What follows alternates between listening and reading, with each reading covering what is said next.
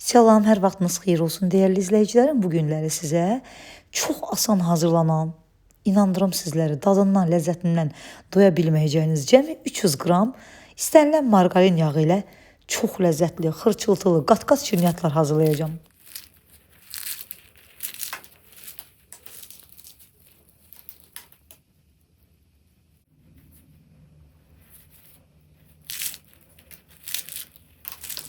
Xəmir üçün əvvəlcə 400 qram un götürürük. 400 qram un da hər zaman videolarımda istifadə etdiyim 200 ml stəkan ölçüsü ilə 3 stəkandan 1 yemək qaşığı artıq un eləyir. Bir də bizə 300 qram soyuq, donmuş, buzluqdan çıxmış istənilən margarin yağı lazımdır. Yağı una bulayaraq sürtkəcin iri gözündən keçirdirik. Bir daha qeyd edirəm, yağ mütləq buzluqdan çıxsın, yəni donmuş halda, tam bərk halda sürtkəcin iri gözündən keçirdin. Daha sonra isə baxın gördüyünüz kimi mən qətiyyən əlimlə yumşaldıb bunu umaç halına gətirmirəm. Sadəcə unla birlikdə biraz qarışdırıram ki, yağla un qarışsın. Yəni bunu burada mütləq tez-tez edin ki, əlinizin istiliyi yağı əritməsin. Elə yağ donmuş halda buz kimi qalsın. Sadəcə yağla unu biraz belə qarışdırın. Bir də yağın əgər 1-2 hissəsi belə iri bir halda içərisinə düşübsə, unun içərisində varsa, onu biraz kiçildin əlinizlə və salam. Yəni burada qətiyyən umac etmək lazım deyil və yağı yumşaltmaq lazım deyil. Sadəcə buz kimi yağdır. Unla birlikdə belə yaxşı-yaxşı bunu qarışdırırıq. Biraz qarışdırdıqdan sonra su və yumurta. Bunları da mütləq soyuducudan götürmək lazımdır. Yəni hər ikisi soyuq olmalıdır. Bir ədəd yumurtanı 180 ml adi soyuq suyun içərisinə əlavə edirik. 180 ml su da 200 ml stəkan ölçüsü ilə 1 stəkandan 1 barmaq əski su eləyir. Üzərinə də yarım çay qaşığından az duz əlavə edirik və su, yumurta, duz. Bunları yaxşı-yaxşı qarışdırıb gördüyünüz kimi bu unlu, yağlı qarışımın üzərinə əlavə edirik və qətiyyən xəmiri yoğurmuruq. Sadəcə görsünüz, altdan üstə doğru gətiririk. Bizə lazımdır ki, xəmiri toparlayaq. Sadəcə xəmiri toparlayırıq. Qətiyyən yoğurmaq olmaz. Əgər istəyirsinizsə, sizin də pişirdiyiniz şirniyyat bu cür qəşəng qatları görünsün, xırçıltılı alınsın. Ona görə baxın, sadəcə xəmiri toparlayın. Bu cür yağlar içərisində belə dən-dən hamısı görünməlidir. Qətiyyən yoğurmaq olmaz bu xəmiri. Tez-tez xəmiri toparlayırıq ki, yağdır, əlimizin istiliyi dəyərək yumşalmasın. Yəni sudur, yumurtadır, hamısı buz kimi olmalıdır. Xəmir də buz kimi olur. Qəşəng xəmiri toparlayıb bir salafana yerləşdirib, soyuducunun buzluq olmayan adi gözündə saata baxıb 1 saat müddətində gözlədirik. Hətta mənim işim var idi, ona görə 1 saat gözlətdim. Yarım saat müddətində də gözlədə bilərsiniz. Yarım saat keçdikdən sonra götürürük, xəmiri 2 hissəyə bölürük. Bir hissəsini yenə də evdə qalıb, yəni ev temperaturunda qalıb tərkibində olan yağ yumşalmasın deyə soyuducuya qoyuram və digər kündəni yayıram. Yəni bu kündəni yayıb hazır edənə kimi digər kündəni də soyuducuda saxlayıram. Və baxın görürsünüz, yaydım, bir dəfə qatladım. Un səpərək yayırıq. Və yenə də yayacağım, ikinci dəfə də qatlayacağım. Yəni ümumilikdə hər bir kündəni 3 dəfə belə yayıb qatlayırıq. Qatlamaq da yəni necə istəsəniz qatlaya bilərsiniz, fərq etməz. Sadəcə əsas odur ki, xəmir qatlansın. Görürsünüz, yenə də ikinci dəfə qatladım. Yəni hər qatladıqda da mən gözləmirəm. Xəmiri yəni qatlayıb gözləməyə ehtiyac yoxdur. Elə qatladıq, yenə də un səpirik biraz altına, üzərinə, amma çox da bolluca un səpmək lazım deyil. Və ikinci dəfə də yayırıq. İkinci dəfə də yaydıqdan sonra görürsünüz, baxın bu yenə üçüncü dəfədir qatlayıram, yenə də yayıram. Yəni lazım olduqca təbii ki un səpmək lazımdır ki, xəmir biraz açılsın. Artıq bu gördüyünüz kimi üçüncü dəfədir. Üçüncü dəfədə yayıb qatladıqdan sonra bunu eynən üçüncü dəfə artıq zərf formasında qatlayıram. Mütləq sonuncu dəfə zərf formasında qatlayın. Yəni 2 dəfə istədiyiniz kimi qatlayıb yaya bilərsiniz, amma 3-cü dəfə belə mütləq zərf formasında qatlayırsınız. Baxın görürsünüz bu cür olsun və bunu salafana yerləşdirirəm. Sadəcə digər ikinci kündən də eynən bu üsulla yayıb qatlayana qədər soyuducuda saxlayıram. Yəni soyuducuda yəni yarım saat, 1 saat saxlamağa ehtiyac yoxdur. İkinci kündən də 3 dəfə yayıb qatlayana qədər ilk kündəni soyuducuda saxlayırsınız, soyuducunun buzluq olmayan adi gözündə. İkinci kündən də 3 dəfə yayıb qatladıqdan sonra onu soyuducuya yerləşdirəndə ilk kündəni götürüb yayırsınız. Mən də burada videomuz çox uzun alınmasın deyə 2 gündən ikisini də sizlərə göstərmədim. İlk gündəni göstərdim. Digər ikinci gündən də eynən bu üsulla hazırlayacaqsınız.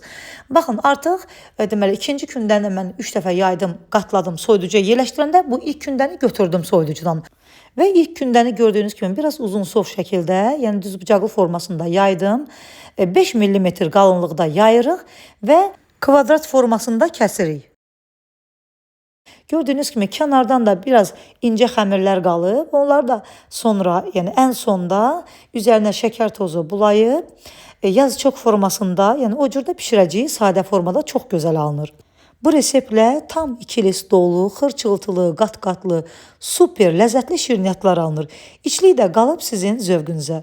Evdə əlimin altında hansı şokoladdan var idisə, onları doğradım, kup-kup gördüyünüz kimi. Mən həm şokoladdan, həm də ki ərik cemindən istifadə etdim. Bir kündəni bu cür şokoladlı hazırladım.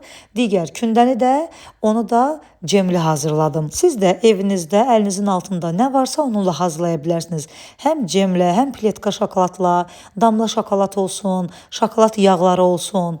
Nə ilə istəsəniz hazırlaya bilərsiniz. İçlik qoymadan da qeyd etdiyim kimi biraz ensiz, uzunsov şəkildə xəmirləri kəsərək üzərinə sadə formada şəkər tozu bulayıb yazıçok şəklində də bişirə bilərsiniz.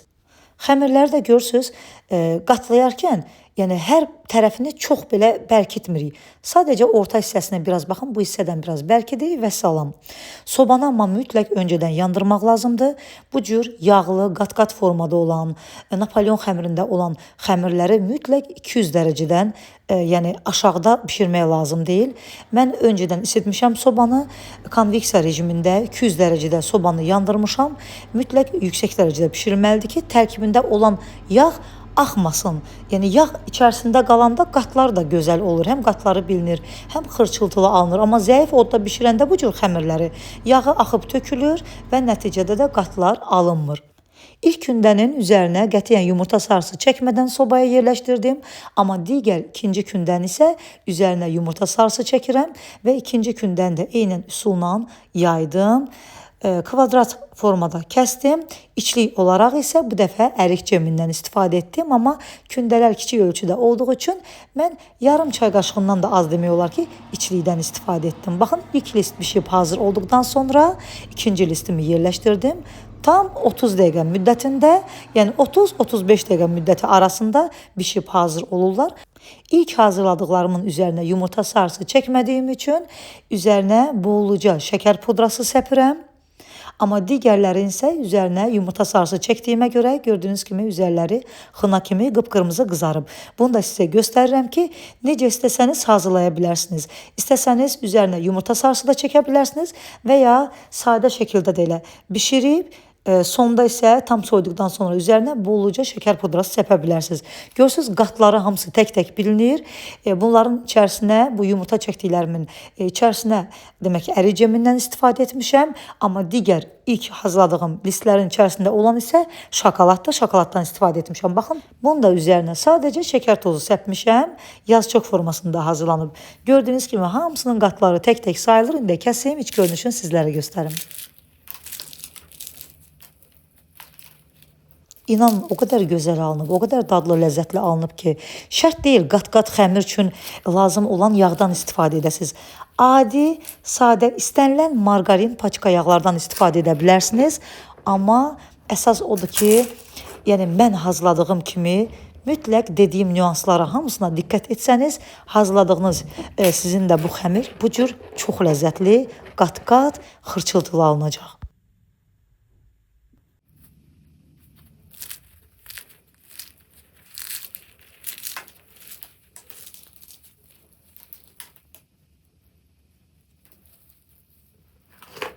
Xəmirin incəliyinə baxın, görürsünüz laylar necə gözəl alınıb. Ona görə mütləq, yenə də qeyd edirəm, bu xəmiri qətiyyən yoğurmaq olmaz. Xəmiri sadəcə toparlayın. Bir də istifadə etdiyiniz yağ buz kimi, su və yumurta bunlar buz kimi olsunlar. Soyuducudan çıxardıb istifadə edin. Yağı isə buzluqdan donmuş halda çıxardıb istifadə edin və çalışın xəmiri çox yoğurmayın, sadəcə toparlayın. Bu cür etsəniz, sizin də hazırladığınız bu ləzzətli şirniyyat bu cür gözəl alınacaq. Göz haqqınızı halal edin, zəhmətə dəyər verib.